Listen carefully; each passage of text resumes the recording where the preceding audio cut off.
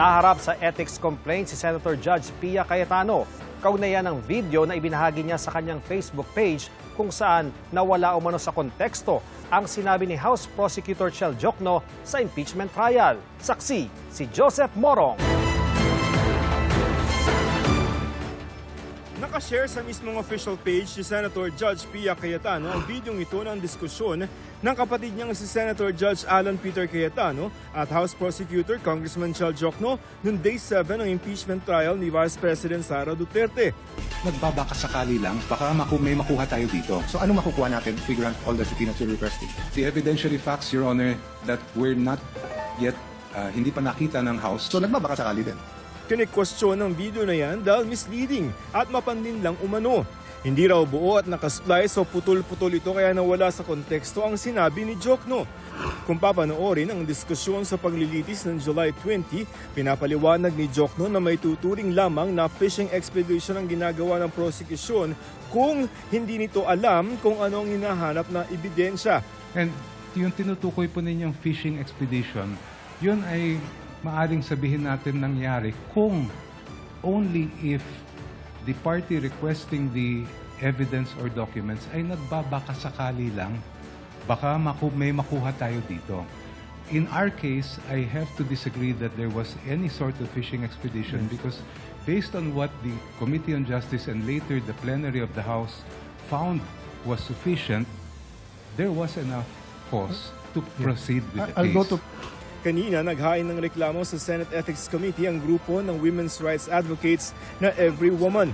Kasama sa grupo si dating Commission on Higher Education Chair Patricia Licuanan at University of the Philippines Professor Jean Franco. We encourage and we demand that there should be an investigation and if needed, there should be a sanction towards her action.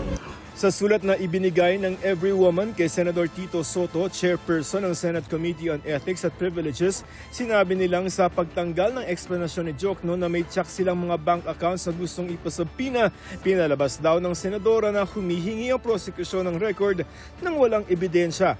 Naglagay pa raw ng text na nagbabaka sakali lang at walang mga ebidensya pero nag-aakusa na.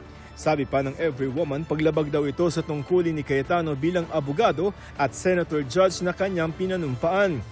At higit daw sa lahat, nakasisira ito sa kumpiyansa ng publiko sa impeachment court bilang patas at may integridad. Hinihingan pa namin ang reaksyon sa Senadora Cayetano. Bago ang paghahain ng reklamo laban sa kanya, natanong namin ang Senadora tungkol sa issue. Would you like to comment sa issue niyo kay Jokno? Why? Ma'am, walang comment sa Jokno? I mean, ma'am, sinasabi nila it's not being fair? Nauna namang pinalaga ni Jokno ang kontrobersyal na video at binigyan diin na hindi sila nagbabaka sakali lamang. Hindi yon yung sinabi ko nung nag-hearing kami. Hindi ako nagbabaka sakali lang. What took place in the hearing, yun dapat sana yung naging subject ng anumang post on social media. Ayon kay Ethics Committee Chair Soto, hiwalay daw ito sa impeachment court. Anything that has to do with the Senate, we will, as much as possible, will not allow it to be transgressing into the work of the impeachment. Even if these are actions stemming from... Oh, no, but if there are actions coming from a senator, it should be taken up in the Senate. As a senator yung judgment natin. Ayon sa Senate Impeachment Court, kung walang magbibigay ng manifestasyon tungkol dito sa korte, ay walang pwedeng maging aksyon ang korte.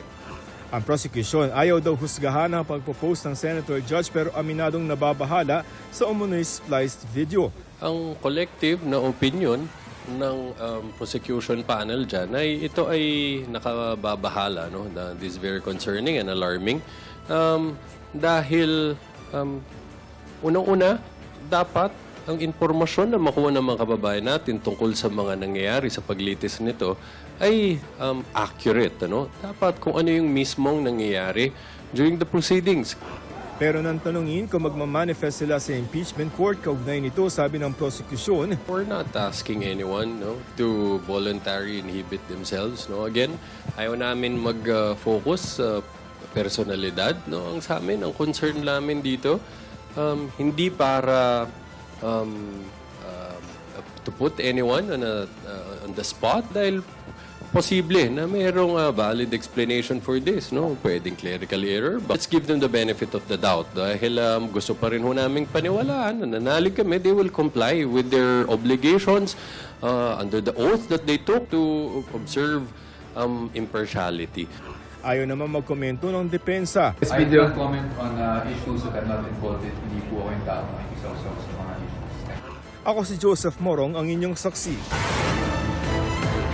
Sinagot ng Malacanang at sinabi ni Senate Minority Leader Alan Peter Cayetano na may selective justice umano ang administrasyon ni Pangulong Bongbong Marcos. Ayon kay Palace Press Officer Undersecretary Claire Castro, iba ang paniniwala ni Cayetano sa paniniwala ng korte. Hindi raw si Cayetano kundi ang Sandigang Bayan ang magpapasya kung makakapagpiyansa sina Senador Jinggoy Estrada at Senador Rodante Marcoleta.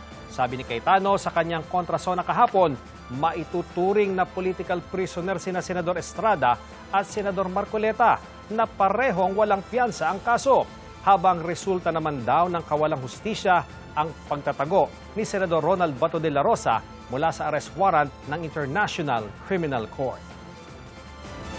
Iba ang kanyang pananaw, iba rin naman ang pananaw ng mga korte. So kung ano man ang mga kanyang binanggit, kung yan ang paniwala niya political motivation, maaari naman po siguro siyang tumayo na lawyer sa dalawa para ito'y mapatunayan. But definitely, may mga ebidensyang nakita at yung dalawa po na senador, ay maaari naman nila itong pasinungalingan habang sila po ang magbibigay ng kanilang depensa.